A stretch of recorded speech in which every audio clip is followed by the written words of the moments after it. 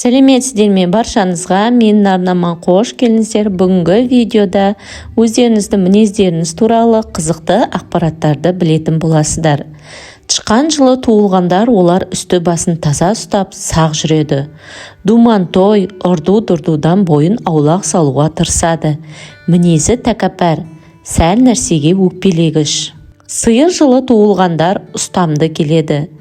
Туған туыстарының өзінің қайғысына қатты күйзеліп, кімге болсын көмегін аямайды. Кейде бұл қылығы өзіне зиянын тигізеді.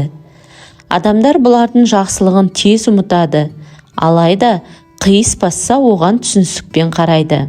Барыс жылы туғандар қызба мінезді, ашуланшақ, басқаға билік жүргізгенді ұнатады. Еш нәрсеге көңілі толмайды. Бір істі қолға алса, бөгет болған адамдарды ұнатпайды, оларды беттен алып ренжітіп тастайды.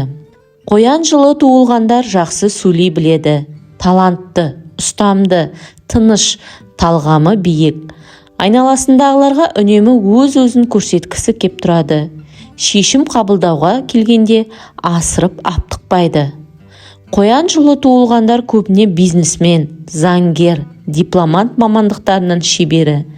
Актерлік шеберлігі де бір төбе. Содан да олардан театр мен кино саласының майталманы шығуы мүмкін.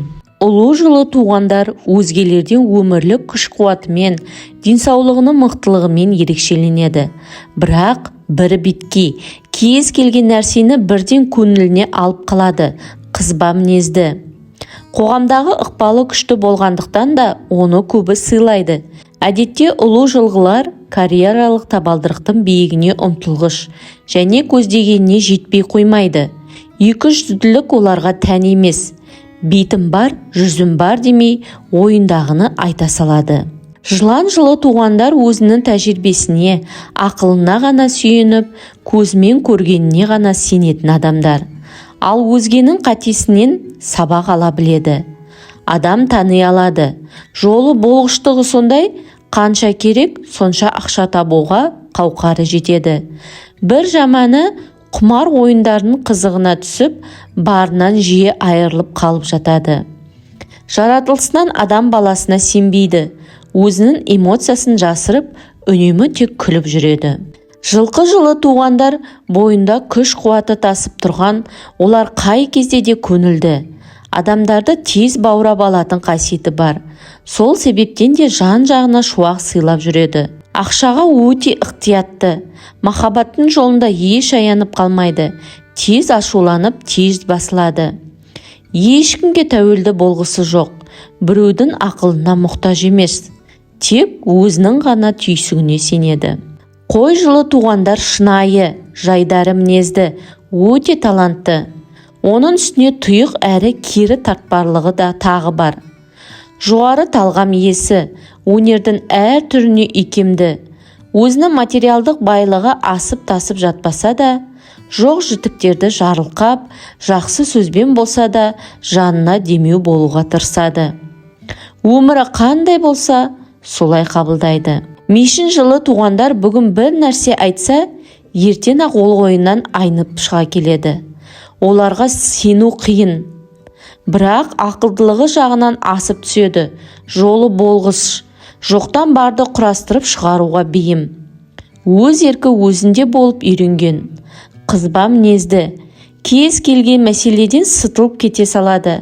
Бірақ мешін жылғыларды ыңғайға бұрып, айтқанға көндіру оп-оңай. Жолында еш кедергі жоқ болса, биіктерден көрінуге барын салады. Тауық жылы туғандар аузын ашса арғы жағынан жүрегі көрініп тұратын ақ көңіл адамдар. Еңбек сүйгіш, батыл, ананың да мынаның да білгісі кеп жүргені. Жұрттың назарында болғанды өзін мақтағанды жақсы көреді. Ешкімге сенбейді, тек өз дегенмен жүреді. Тапқан таянғанын бейберекет жұмсап, ақыр соңына ақшасының қайда кеткенін білмей қалады. Ит жылы туғандар әділдікті жаны сүйеді. Өзінің құқығы үшін күресуге бар күшін сарп етеді. Оны материалдық байлық қызықтыра бермейді. Қатты қажет болып бара жатса, жерден қасса да қаражат табады.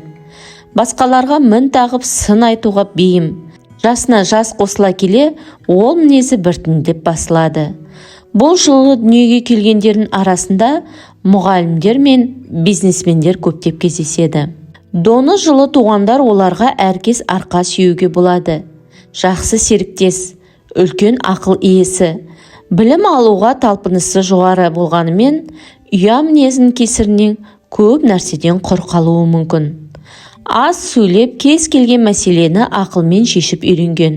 Ұрыс керіс дегенді ұнатпайды. Достары саусақпен санарлықтай, бірақ олар өмір бойы шынайы дос болып қалады. Жан жағының шашылып жатқаны оған таңсық емес. Доны жылғылардың денсаулығына бұдан зиян келуі мүмкін.